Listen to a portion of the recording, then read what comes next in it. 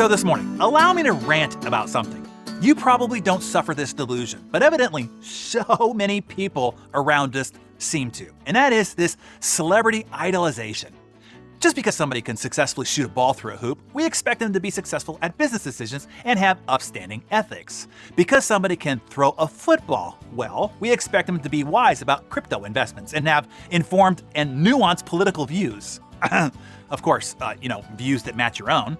Because somebody can act or dance or sing, we expect them to be a great father or mother and be great leaders in the community. Because somebody can hit a golf ball far, we expect them to be loyal and faithful husbands or wives and never say anything foul or offensive. Because somebody is great at tennis or gymnastics or swimming, we expect them to have no mental or emotional dysfunction, and most certainly never complain. Oh, and if they do, just once, we cancel them. Everything about them. Expunged from society. I mean, how dare they? Don't they know they are a role model? It reminds me of what the rapper Lil Wayne said in an interview. He had been recently arrested for drug possession. The interviewer asked, "What do you say to all the young people out there who look up to you, who look to you to know how to live their own lives? What do you say to them?" He said, "Man, if you need a rapper to tell you how to live, maybe you ain't living right at all." Ain't that the truth? As you know, I have met, interviewed, and spent time with most every uber successful person that you can think of. And not once has any one of them disappointed me. Why? Because I didn't expect them to be anything but human. Magnificently flawed and wildly dysfunctional humans, just like the rest of us.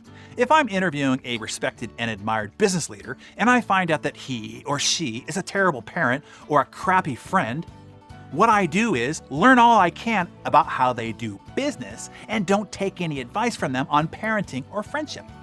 I look for and focus on the 10% of their life where they have achieved extraordinary success, and I never mind the 90%. By the way, in that 90%, there are always either very ordinary or sometimes even less than ordinary, maybe even terrible. But what most everyone else does here is A, they over-idolize someone because of their 10%. Then B, if something is discovered or disclosed about their 90% that is less than ordinary or maybe even terrible, they now use it to cancel the extraordinary 10%. Can those two things coexist? Can being extraordinary in one area of your life and terrible in another exist at the same time? The answer is yes. Of course, that's what it is to be human. And if you want to see it live and in living color, just look in the mirror. Likely, you're extraordinary at something. Maybe not as extraordinary as some of the superstars that I mentioned, but extraordinary nonetheless. And you're also probably terrible at other things. Does it make the thing that you do extraordinary any less extraordinary? The answer is no. Of course not. There's not a single person that I know that I agree with everything about them and every aspect about how they are living their life. Not a single best friend, not even a single mentor. I simply find and focus on the 10% that I really admire and respect, and never mind the 90%. Of course, they can't be an axe murderer, but to expect otherwise would be idolization. It would be suggesting that they're somehow inhuman, immortal, paranormal, or divine. It would be ignorant, and it would be ignoring that they are in fact human.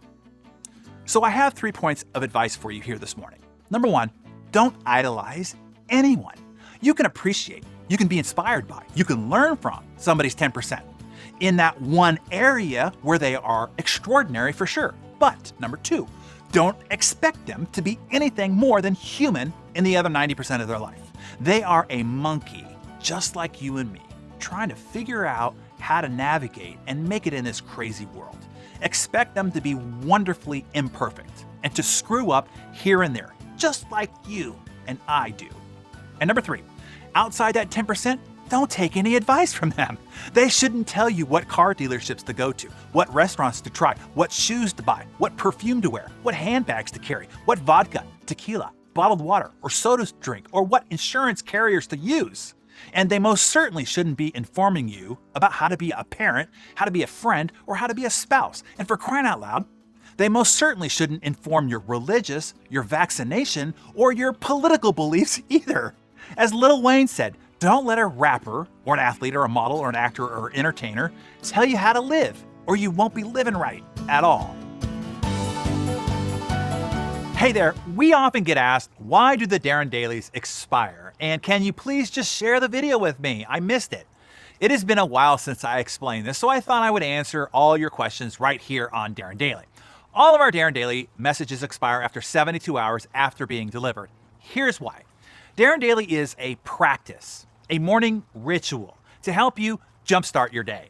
Its purpose is to give you one idea or insight or one resource that you can use that day to level up your success. The key here is daily. As the adage goes, an apple a day. As my mentor Jim Rohn would say, some things you have to do every day. Eating 7 apples on Sunday night instead of 1 a day just isn't the same thing. It isn't going to get the job done, he said.